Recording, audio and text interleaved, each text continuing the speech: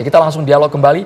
Tadi pertanyaan ke Pak Rahim, Mas Budi dan juga Bung Isnan. Kita boleh ke Bung Isnan soal dominasi pemain diaspora DNA Belanda ini. Apakah ini menjadi dalam tanda kutip jalan ninja untuk mempermudah pengubahan formasi, taktik dari pelatih ke pemain, Bung Isnan? Saya rasa untuk mengenai perubahan taktik, kita tahu ya pelatih itu punya taktikal atau filosofi yang berbeda sama pelatih sebelum kita, Sintayong.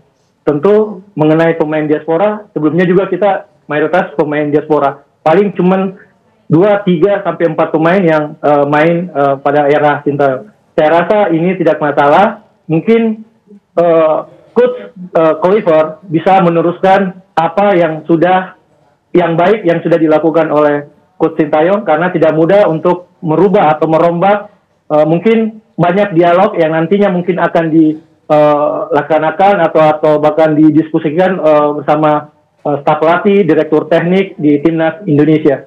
Dan ini sangat penting sekali buat membangun atau target kita untuk lolos ke kualifikasi final Piala Dunia.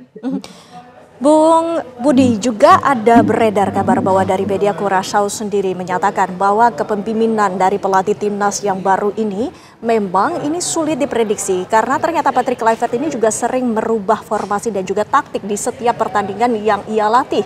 Ini bagaimana? Ini seperti membuka luka lama. Apakah dengan merombak pemain dan juga mengubah taktik ini juga akan membuat Indonesia seperti terbelenggu di posisi yang sama? Perubahan taktik dan formasi itu kan dilihat dari kekuatan tim sendiri dan juga kekuatan tim lawan. Artinya itu sesuatu yang sangat fleksibel. Tapi bahwa ada kekuatan inti dalam sebuah permainan tim, dalam formasi tim, itu iya. Apa yang disampaikan oleh tim Curaçao saya pikir tidak bisa menjadi referensi. Karena ini adalah mantan tim yang pernah diperkuat oleh pelatih Indonesia saat ini. Bisa jadi itu adalah perang urat saraf untuk melemahkan posisi Indonesia di Piala Dunia. Jadi hal-hal seperti itu tidak perlu ditanggapi secara serius. Yang kedua, pemilihan Patrick untuk mengatasi masalah kendala bahasa dan komunikasi, ini ya memang itu faktornya. Kalau sebelumnya kita melihat ada 3 kultur dalam tim Indonesia, timnas Indonesia. Ada kultur yang dibawa oleh Coach Shin dari Korea Selatan, yang kedua dominasinya pemain naturalisasi asal Belanda, dan ketiga dari pemain lokal. Membangun komunikasi 3 kultur ini bukan sesuatu hal yang mudah, sehingga pemilihan Patrick untuk meminimalisir dampak perbedaan kultur itu, yang tadinya 3 menjadi 2, tentu ini akan mempermudah. Ditambah lagi ada asisten pelatih Denny Langsat yang memang sangat fasih katanya berbahasa Indonesia, sehingga memudahkan untuk berdiskusi dengan pemain lokal, dengan pemain naturalisasi. Ditambah lagi Mark Klok juga menawarkan diri untuk menjadi penterjemah atau LO lah antara tim naturalisasi dengan tim kita. Artinya komunikasi bahasa itu tidak akan menjadi kendala. Justru tantangannya sekarang saat ini adalah, kalau Andro ingat 2 hari yang lalu Football Institute melakukan gelar riset publik, survei kita, itu ada 30% responden atau supporter kita percaya bahwa pelatih timnas ke depan ini harus serius. Nah, keseriusan ini harus ditunjukkan dengan aktivitas nyata di dunia sepak bola. Jadi Patrick dan timnya ini harus lebih banyak berdialog, berdiskusi, berinteraksi yang hal-halnya itu kaitannya dengan sepak bola. Harus lebih muncul sering di stadion, menonton pertandingan Liga 1, berdiskusi dengan pelatih-pelatih Liga 1, dengan TSG-nya PSSI, dengan TSG-nya PT Liga, untuk mengetahui kultur sepak bola Indonesia, kelemahannya apa yang harus dilakukan. Karena dengan sisa 2,5 bulan ini, Patrick tidak bisa mengumpulkan para pemain, jadi saya menganggap Patrick masih akan keliling untuk melihat pertandingan, untuk ketemu dengan orang per orang, baik itu yang ada di Indonesia maupun yang di abroad. Termasuk yang di Brisbane, saat ini ada Rafael, dan di Oxford juga ada Marcelino. Ini semua harus ditemui secara pribadi oleh Patrick, untuk dia mengetahui, mengenal hati ke hati, untuk membangun kesatuan tim. Ini bukan permainan, ini bukan hanya sekedar masalah menyerang bertahan. Ini permainan kepercayaan antara satu personil dengan personil yang lain. Nah, kalau kita melihat sekarang pelatih dengan pemainnya sudah blend, dengan lacking bahasanya itu sudah hilang, pertanyaannya selanjutnya, Andro, manajer timnasnya siapa, Andro? Itu yang menjadi penting. Seperti tadi disinggung oleh Pak Rahim, fungsinya manajer timnas ke depan ini akan seperti apa? Tapi yang menarik kan juru taktik tidak sendirian, karena Pak Rahim harus menanggapi juga.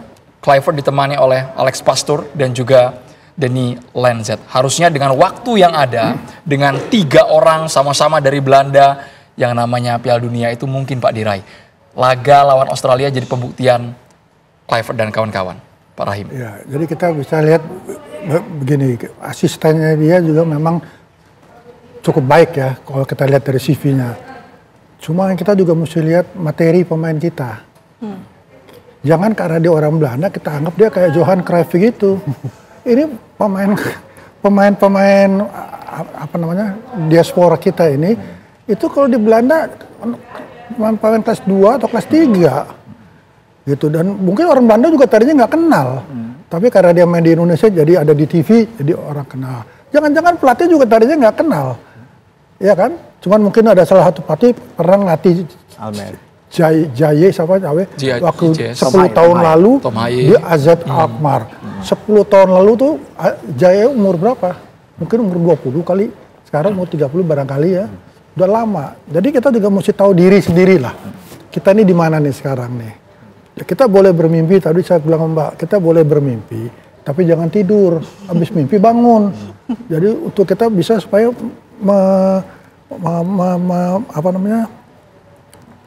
menginginkan apa yang kita di dalam mimpi itu bisa terjadi. Karena kalau kita hanya mimpi ini itu, kalau kita gagal kan kecewa. Kalau saya nanti kalau melawan Australia bisa menang, bisa nggak menang, bisa kalah. Kita hanya kalau saya hanya lihat permainannya aja. Kalau kita kalah, tapi mainan kita lebih bagus dari sebelumnya, no problem. Gitu. Jadi next time bisa lebih bagus lagi. Jadi dalam sepak bola itu kan kalah dan menang itu kan berganti-ganti. Nggak mungkin menang terus, nggak mungkin kalah terus. Jadi yang penting kalau saya sebagai pembina, yang penting cara mainnya itu harus lebih baik daripada sebelumnya. Tapi peluang kemenangan, peluang meraih poin kontra Australia pada bulan Maret nanti seperti apa? Sesaat lagi ditanggapi. Kita harus jeda dulu hanya di Breaking News pemirsa.